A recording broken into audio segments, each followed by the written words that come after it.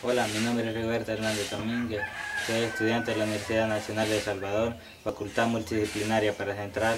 Actualmente estoy estudiando la carrera de Ingeniería Agronómica y estoy cursando la materia de Anatomía y Fisiología Animal. En este presente video les hablaré sobre la fisiología del sistema muscular. Fisiología del sistema muscular. Objetivos generales: conocer el sistema muscular como uno de los sistemas que componen el cuerpo de los vertebrados, conocer la importancia del sistema muscular, ampliar los conocimientos relacionados con los músculos, objetivos específicos, conocer la función, clasificación, forma y movimiento de los músculos del cuerpo de los vertebrados. Músculo es un tejido blando que se encuentra en la mayoría de los animales, generando movimiento al contraerse o extendiéndose al relajarse. En el cuerpo humano y en todos los vertebrados, los músculos están unidos al esqueleto por medio de los tendones, siendo así los responsables de la ejecución del movimiento corporal. En esta imagen se refleja cómo el músculo está unido al tendón y al hueso, y así es como se genera el movimiento o contracción muscular. Los músculos, según su función, pueden ser agonistas, promueven determinado movimiento; antagonista, se opone a determinado movimiento, es decir, se opone a la acción de otro músculo. Un músculo puede ser agonista de un movimiento y antagonista de otro. De fijación: fijan articulaciones de regiones que mantienen las posiciones mientras actúan los músculos. Agonista, es decir, permite que otros músculos desarrollen su función. Sinérgicos, evitan posibles daños a las articulaciones y dan precisión al movimiento. Los músculos en general, estos son tres y ya les hablaré un poco sobre estos. Músculo liso, o también llamado involuntario o visceral, lleva este último nombre por ser propio de los órganos viscerales, digestivos, urogenitales, respiratorios, vasculares y oculares. La función del músculo liso: dado que los músculos lisos están presentes en las paredes de los órganos huecos que ayudan en la contracción que permite el movimiento de las sustancias dentro o desde el órgano a otro. Músculo estriado cardíaco: el tejido muscular cardíaco está compuesto por células musculares que se encuentran ramificadas y poseen varios núcleos que se unen entre sí por medio de las uniones propias del tejido muscular cardíaco, la denominada disco intercalar.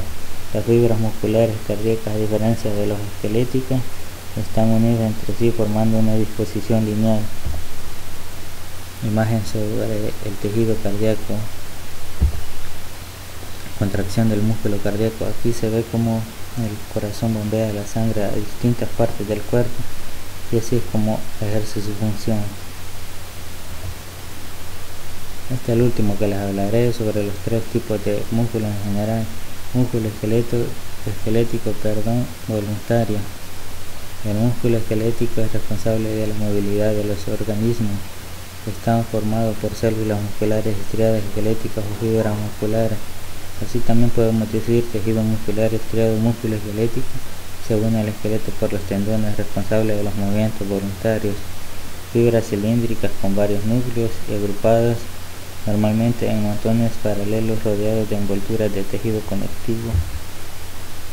Contracción del músculo voluntario: en esta imagen como se ve que el calor produce un cierto movimiento al músculo, que así genera la contracción. Producción de calor por el músculo: la producción de calor por parte de los músculos esqueléticos es un mecanismo homeostático para mantener la temperatura corporal normal de la energía total liberada durante la contracción muscular. Solo una pequeña parte se utiliza para el trabajo mecánico, o mejor dicho, contracción. Factores energéticos para la contracción muscular: para que se desarrolle energía debe haber un gasto de la misma. Los glúcidos son los alimentos más importantes que nos dan energía, y en los seres vivos la fuente de energía son los alimentos. Los compuestos orgánicos son los glúcidos, lípidos, vitaminas, proteínas y ácido nucleico. Las vitaminas tienen una finalidad reguladora, que se consumen en escasa cantidad. Hay una enfermedad que se produce por falta de vitaminas que provoca alteraciones que se llama avitaminosis. La neurona motora: unidad motora. Una neurona motora transmite el estímulo al músculo para que se contraiga. El área de contacto entre una neurona y una fibra muscular se le llama placa motora, término o unión neuronal. Fisiología de la contracción. Un músculo nervioso viaja sobre el sarcolema y entra en los tubos en T y retículo sarcoplásmico, liberando así iones de calcio en el retículo. La contracción se produce por la acción de los filamentos que se deslizan uno después de otro. Fisiología de la contracción. Liberando iones de calcio en el retículo, la contracción se produce por la acción de los filamentos que se deslizan uno después de otro. Neurona motora. Aquí se ve lo que posee la neurona y cómo es que se transmite el impulso a través de ella y cómo se refleja cuáles son los factores que contiene en sí mismo. Gracias por su atención.